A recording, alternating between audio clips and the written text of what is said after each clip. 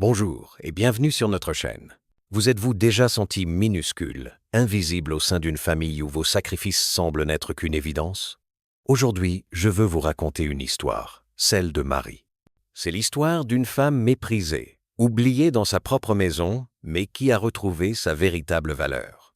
Ce récit nous rappelle que notre valeur ne dépend jamais de l'approbation des autres. Alors que vous écoutez, j'aimerais beaucoup savoir d'où vous nous rejoignez. Laissez un commentaire pour nous dire votre âge et où vous vous trouvez en ce moment. Je m'appelle Marie, et à 60 ans, j'ai appris que la paix n'est pas quelque chose que le monde vous offre. C'est un jardin secret que l'on cultive soi-même. Je pensais avoir enfin réussi à faire fleurir le mien.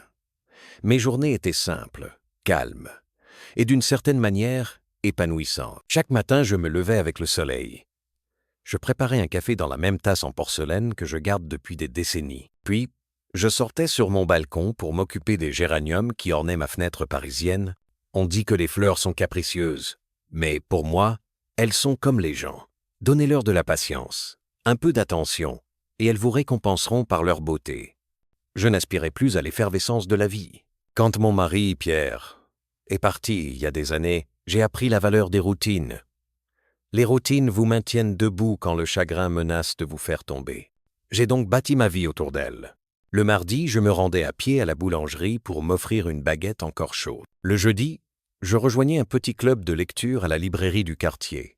Un groupe de femmes qui, comme moi, avaient traversé des tempêtes. Le dimanche, je trouvais du réconfort dans les murs d'une vieille église, dont les chants me rappelaient mon enfance. Je n'étais pas riche, loin de là, mais j'avais assez. Les factures étaient payées, le réfrigérateur était plein. J'avais même un peu d'argent de côté, fruit d'une vie entière de prudence. Pierre m'appelait son petit écureuil, car j'avais l'habitude de mettre de côté chaque centime, en prévision d'hiver qui ne venait parfois jamais. Cet argent n'était pas grand-chose, mais il était à moi, gagné honnêtement, épargné discrètement, gardé précieusement. Dans l'immeuble, on me connaissait comme la gentille dame de l'appartement haussmannien au 4e étage. Les enfants me saluaient en courant, et je leur tendais parfois des biscuits par la fenêtre de la cuisine. J'ai toujours cru que la gentillesse ne coûtait rien et qu'elle nous revenait souvent de manière inattendue. Pourtant, sous ce calme apparent, une douleur persistait. La famille, mon propre sang, était un sujet compliqué. J'avais tout donné pour élever mes enfants, Julien et Chloé.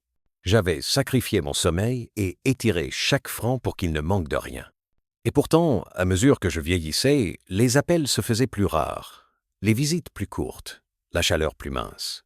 Ils étaient toujours trop occupés, trop distraits, trop absorbés par leur propre vie. Je me disais que c'était ainsi, que les enfants grandissent et s'éloignent. Mais au fond, ça faisait mal. Malgré tout, je n'ai jamais cessé d'espérer.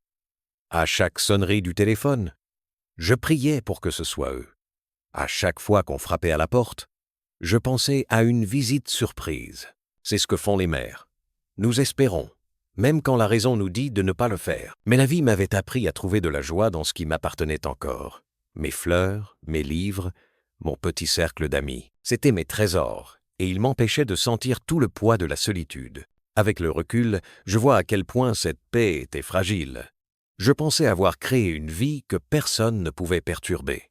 Je ne savais pas que la trahison rampait déjà vers moi, portant des visages familiers et mon propre nom de famille. À l'époque, je croyais encore que mes pires jours étaient derrière moi. Je pensais avoir mérité le droit de vivre le reste de ma vie dans le calme.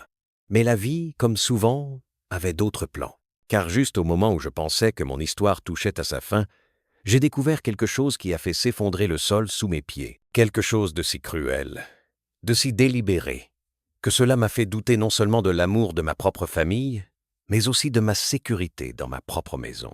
Les personnes en qui j'avais le plus confiance m'avaient déjà rayé de leur avenir. Ils n'attendaient pas que je vive. Ils attendaient que je meure. Tout a commencé par une chose si insignifiante que j'ai failli l'ignorer. Une enveloppe blanche glissée dans ma boîte aux lettres par un matin d'automne glacial. Pas d'écriture manuscrite, juste mon nom tapé nettement sur le devant. Par habitude, je l'ai ouverte en m'asseyant à la table de la cuisine avec mon café. Les premières lignes m'ont noué l'estomac. Titulaire de la police. Marie Dubois. Bénéficiaire, Julien Dubois et Chloé Martin. Versement anticipé en cas de décès avant le 30 et 1 décembre. J'ai cligné des yeux, convaincu d'avoir mal lu.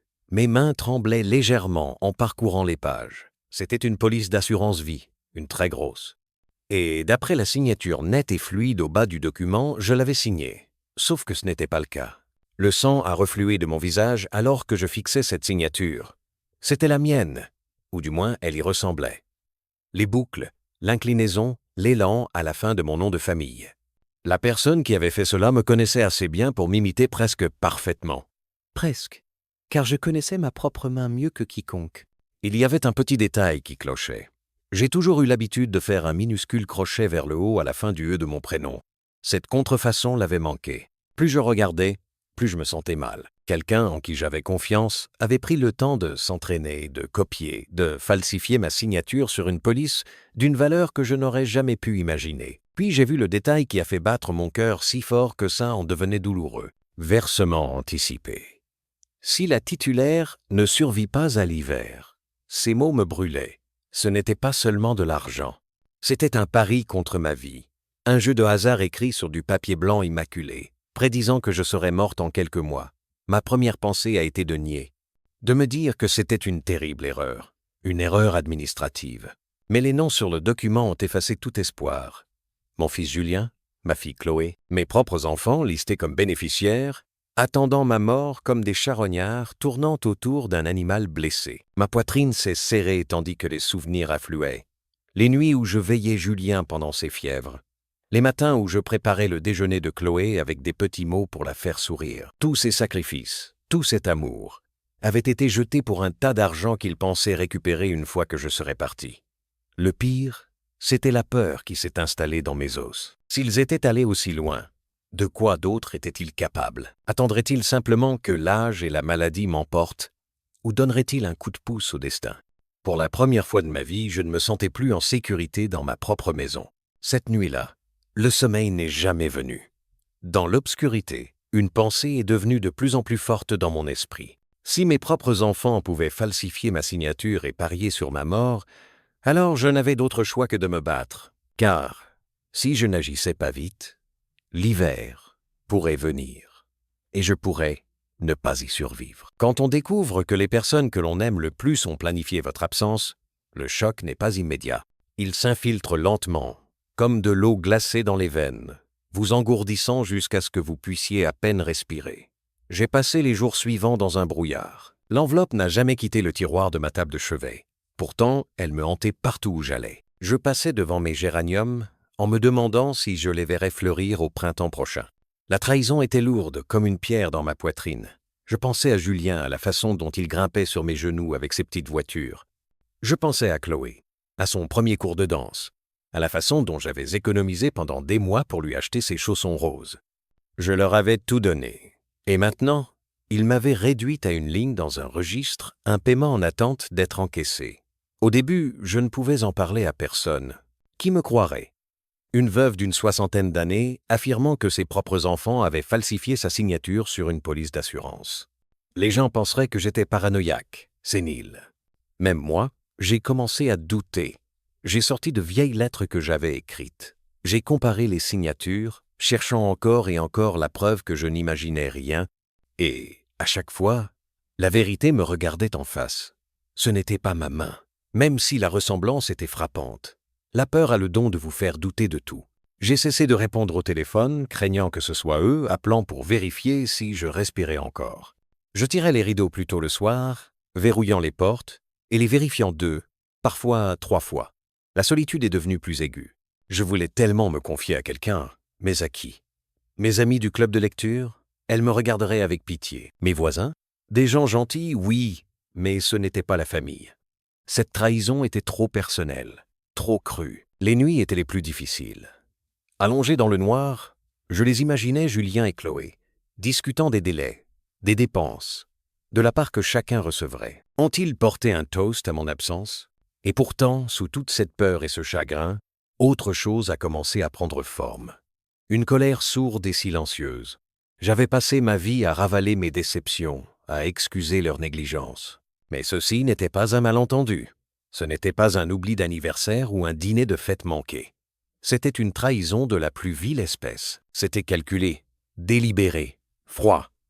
Un soir, assise à la table de la cuisine, fixant l'enveloppe, j'ai murmuré à voix haute. Ils pensent que je suis faible. Ils pensent que je suis déjà parti. Dire cela a brisé quelque chose en moi. Pour la première fois depuis des jours, j'ai senti une étincelle de feu à la place du désespoir. S'ils m'avaient déjà rayé de leur vie, s'ils croyaient que j'allais simplement m'éteindre, alors ils ne me connaissaient pas du tout. Je suis toujours là. Et s'ils attendaient que l'hiver m'emporte, ils allaient avoir une surprise. Parce que je n'allais pas mourir en silence.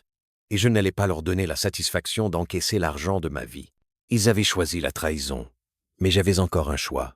Moi aussi. Et le mien était simple. Je me battrais. Je savais que si je voulais me battre, je ne pouvais pas laisser la peur obscurcir mon jugement. La peur rend imprudent. Et les gens imprudents font des erreurs. Je devais être prudente, réfléchie et, par-dessus tout, silencieuse. La première chose que j'ai faite a été de fouiller dans de vieilles boîtes de papier que j'avais conservées. Relevés bancaires, formulaires fiscaux, même des lettres de mon défunt mari. Dans ces papiers, j'avais des dizaines de mes propres signatures, datant de différentes décennies. Je les ai disposées en rangées nettes sur ma table de cuisine. Je comparais chaque courbe et chaque trait de mon écriture à celle, falsifiée, de la police d'assurance. C'était presque parfait. Presque. Mais côte à côte, les différences sautaient aux yeux. Mon écriture était plus fluide, plus assurée. La contrefaçon avait une certaine raideur, comme si la main derrière elle était trop concentrée sur la perfection. J'ai entouré les détails à l'encre rouge, le cœur battant de colère et d'une sombre satisfaction. C'était la preuve, ma vérité. Ensuite, j'ai appelé la compagnie d'assurance. Ma voix tremblait un peu, mais je l'ai forcée à être stable. Je dois me renseigner sur une police à mon nom, ai-je dit. Une que je n'ai jamais signée. Il y eut une pause. Puis l'agent m'a demandé des détails. J'ai donné le numéro de police. Le silence qui a suivi était assez long pour que j'entende mon propre pouls dans mes oreilles. Finalement, elle a dit « Oui, Madame Dubois, nous avons bien cela dans nos dossiers. » Elle a été signée et déposée il y a 2 mois. J'ai fermé les yeux. 2 mois? Il planifiait cela depuis plus longtemps que je ne le pensais. Je ne l'ai jamais signée, ai-je dit fermement. Ce n'est pas ma signature. Quelqu'un l'a falsifiée. Le ton de l'agent s'est adouci. Je peux signaler le compte pour enquête, mais vous devrez soumettre une plainte écrite. S'il s'agit d'une fraude, cela pourrait impliquer les forces de l'ordre. Après avoir raccroché, je suis resté assise en silence. Ce n'était plus seulement une trahison, c'était un crime. Ce soir-là, j'ai commencé à tenir un journal, notant chaque détail. Les dates, les conversations, même les petites choses, qui semblaient insignifiantes. Si Chloé appelait, je notais ce qu'elle disait. Si Julien passait, je notais l'heure et son humeur. Je gardais la police falsifiée dans un tiroir verrouillé et j'en ai fait des copies. Je cachais une au fond de mon sac de tricot et une autre dans le creux d'une vieille boîte à recettes. Paranoïa? Peu. Être. Mais je ne pouvais pas risquer qu'il découvre ce que je savais. Un après-midi, j'ai rassemblé assez de courage pour me rendre au commissariat de police local.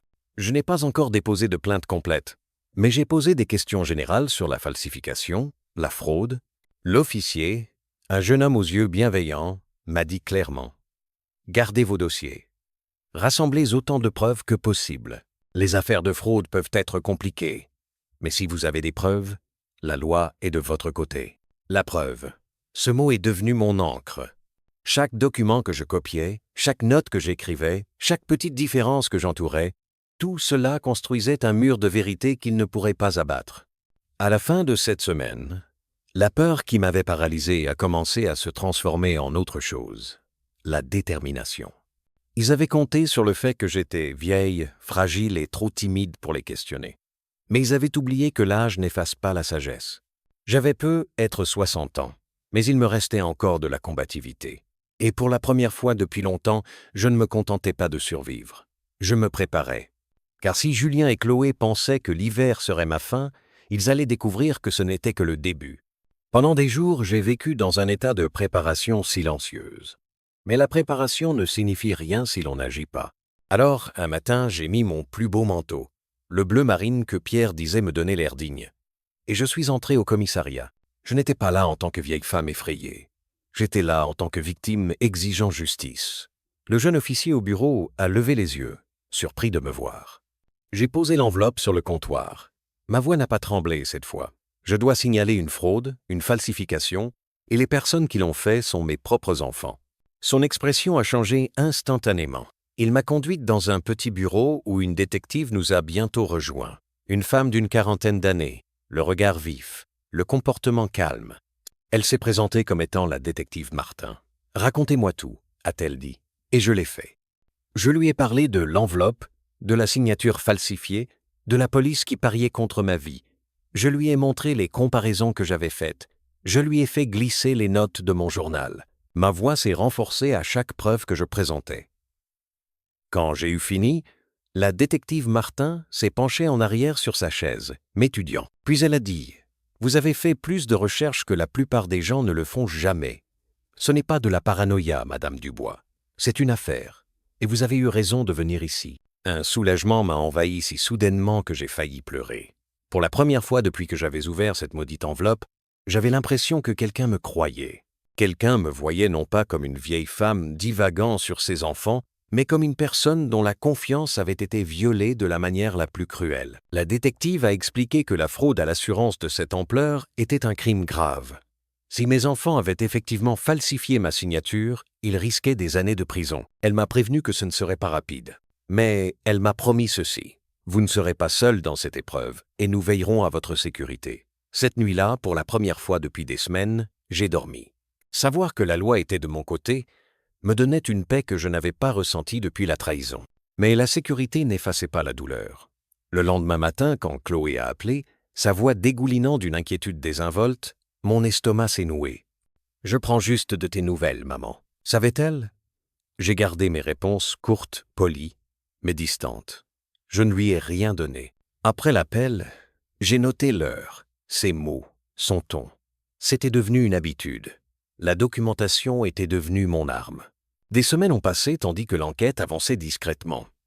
La détective m'appelait pour me tenir au courant. « Nous avons récupéré les documents originaux », m'a-t-elle dit un jour. « Vous aviez raison. L'analyse graphologique confirme la falsification. Nous constituons le dossier. Chaque mot était à la fois un baume et une blessure. Baume parce que j'étais justifié. Blessure parce que chaque confirmation signifiait que mes enfants avaient vraiment fait cela. Sans honte, sans hésitation. Je pensais que la trahison était un couteau dans le cœur. Mais la trahison suivie de la vérité, c'est la lame que l'on tourne dans la plaie. Pourtant, j'ai tenu bon. Car plus il rassemblait de preuves, plus la justice se rapprochait. Je n'étais plus seulement une mère. J'étais un témoin, j'étais une combattante, et j'irai jusqu'au bout. C'est un mardi matin que l'appel est arrivé. La voix de la détective Martin était calme, mais je pouvais entendre une pointe d'anticipation. « Nous allons de l'avant aujourd'hui, Madame Dubois. Nous avons assez de preuves. Vos enfants sont emmenés pour interrogatoire. » J'étais assise à ma table de cuisine, agrippant le téléphone à deux mains. Mon cœur battait si fort que je l'entendais dans mes oreilles. Pendant des semaines, j'avais attendu ce moment, le redoutant à moitié, priant à moitié pour qu'il arrive. Et maintenant, il était là. « Ils ne s'y attendront pas », a continué la détective. « Mais ils pourraient essayer de vous contacter. Ne répondez pas. Laissez-nous gérer. » Je l'ai remercié, bien que les mots aient à peine quitté ma bouche. À midi, c'est arrivé. Je l'ai vu de mes propres yeux. De ma fenêtre, j'ai observé une voiture banalisée s'arrêter dans l'allée de Julien. 2 officiers en civil en sont sortis. Quelques instants plus tard, Julien est apparu à la porte, la confusion puis la colère se lisant sur son visage. Il a argumenté, gesticulé sauvagement, mais en quelques minutes, ses mains étaient menottées. J'ai porté une main tremblante à mes lèvres. Mon fils, mon premier-né, conduit à l'arrière d'une voiture de police comme un criminel ordinaire. Peu de temps après, j'ai appris que Chloé avait également été emmenée. Il l'avait interpellée à son bureau. Elle s'était effondrée en larmes, jurant qu'elle ne savait rien. Mais les preuves racontaient une autre histoire. Son nom était sur les documents. Sa voix était sur des appels enregistrés avec l'agent d'assurance. Des mensonges superposés s'effondrant tous sous le poids de la vérité. Ce soir-là, la détective Martin a rappelé. Nous les avons confrontés séparément. Votre fils a tout nié au début. Votre fille a essayé de tout lui mettre sur le dos. Mais l'analyse graphologique, les dossiers financiers, c'est irréfutable. J'aurais dû me sentir triomphante, et d'une certaine manière, c'était le cas. Mais en dessous de tout cela, il y avait un chagrin si profond qu'il me faisait mal aux os. C'étaient mes enfants, la chair de ma chair, et ils avaient troqué ma vie contre de l'argent. Le lendemain, la détective m'a demandé de passer au poste. « Il pourrait essayer de vous manipuler », a-t-elle dit. J'y suis donc allé. Quand je suis entré dans la salle d'interrogatoire, le regard de Julien a croisé le mien en premier. Il n'y avait aucune honte dans ses yeux. Seulement de la fureur. La fureur que je l'ai devancée. « Maman, comment as-tu pu » a-t-il craché. « Tu es allé à la police.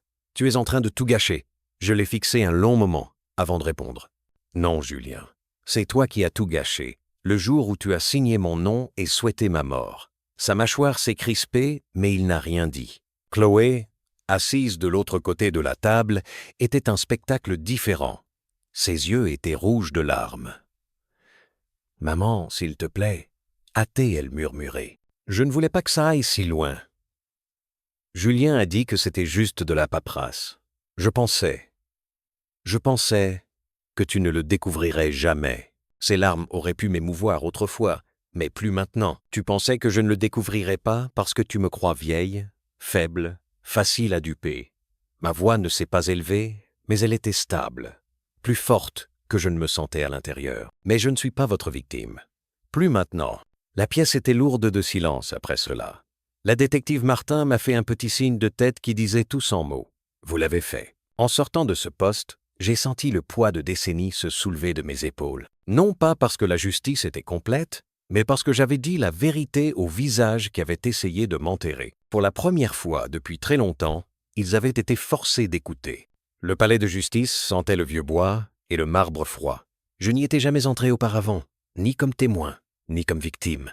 Mais j'étais là, une femme de 60 ans, serrant mon sac à main comme un bouclier, attendant de voir mes propres enfants faire face aux conséquences de leur trahison.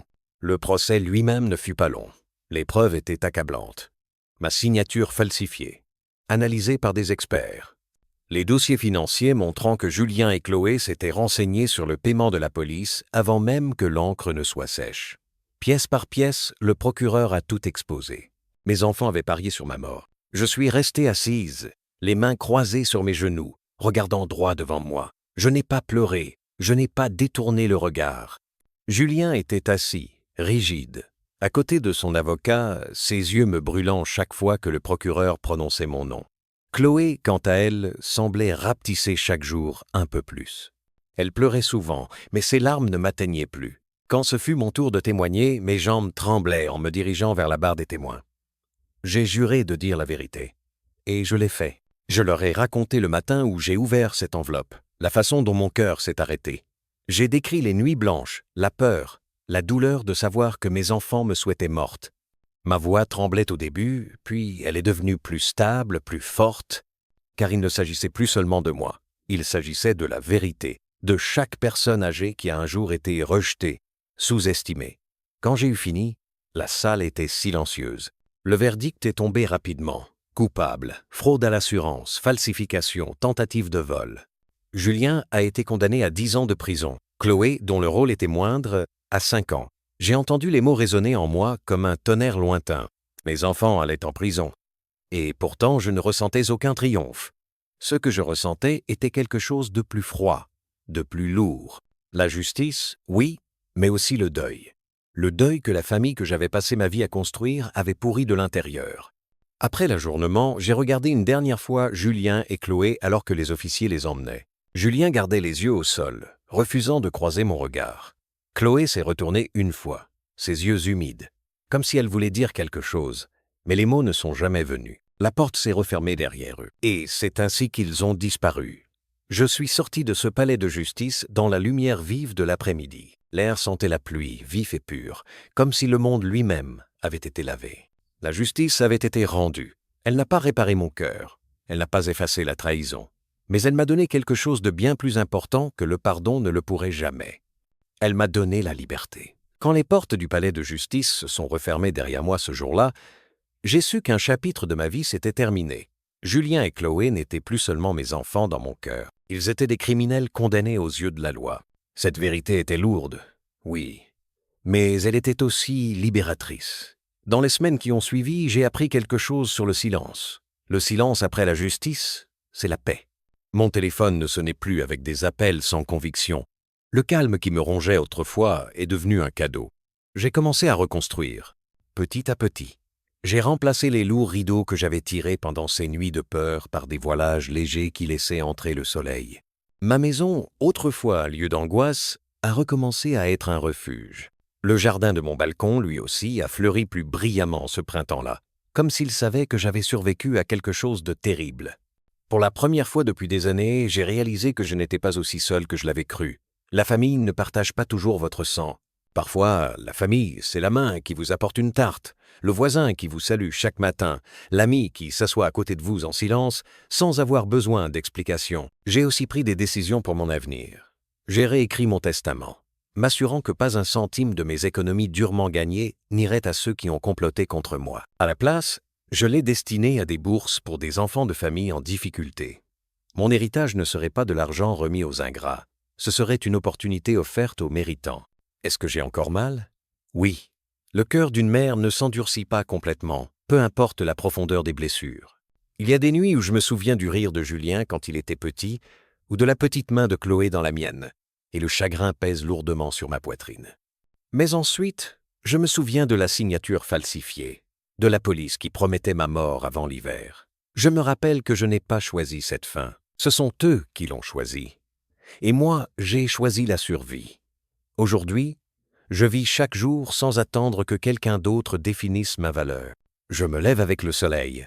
Je sirote mon café dans cette même tasse en porcelaine et je sors sur mon balcon en sachant que je suis en vie non pas par chance, mais parce que je me suis battu pour moi-même quand personne d'autre ne le voulait. Si vous écoutez mon histoire maintenant, je veux que vous reteniez une chose. Ne laissez pas la trahison être le dernier mot de votre vie. Même quand elle vient de ceux que vous aimez le plus.